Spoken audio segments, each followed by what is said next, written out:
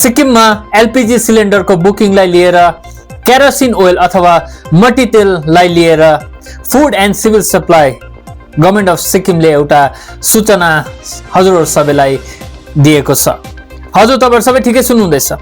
अहिले सिक्किममा जुन इन्फर्मेसन यहाँ लेखेको छ त्यो भनिदिँदैछु म है। सिक्किममा एलपीजी सिलिन्डरको सर्टेज छ भनेर लेखिएको छ र यसैकारण यसलाई अब यसको बदली हामीले के चलाउन सकिन्छ भन्दा चाहिँ के भनिएको छ भन्दा मट्टी तेल, र यो मट्टी तेल चाहिँ विभिन्न जग्गामा पेट्रोल पम्पहरुमा अहिले उपलब्ध छ। सबैले गएर यसलाई थाप्न मिल्छ है। तपाईले केरोसिन ओइल अथवा मट्टी तेल थाप्न मिल्छ।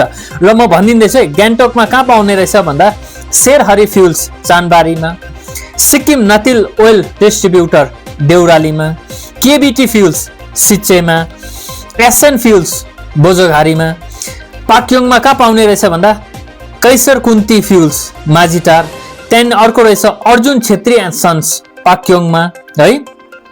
यो मैले पेट्रोल पम्पको नाम भन्दैछु है। नाम्चीमा कुन चाहिँ रहेछ भन्दा कुबेर स्क्वायर स्टेसन भारी खोला जोरथाङ रहेछ है।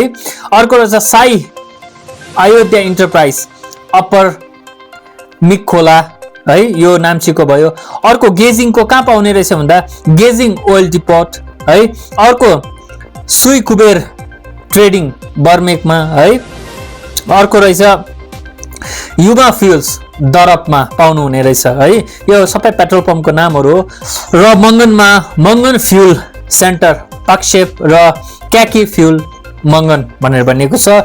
सोरेङमा कहाँ पाइने रहेछ भन्दा एमएस कामाख्या फ्युल त्यहाँ पाइने रहेछ पेट्रोल पम्पमा है। र अब हामी सबैलाई थाहा भएकै कुरा हो अनलाइन बुकिङ गर्न त एकदमै कम्पलसरी छ। अनलाइन बुकिङ गर्नै पर्छ, हामी सबैलाई थाहा छ है। त्यहाँ डिएससी नम्बर आउँछ, त्यहाँदेखि मात्रै सिलिन्डर पाउने भन्ने कुरा छ है।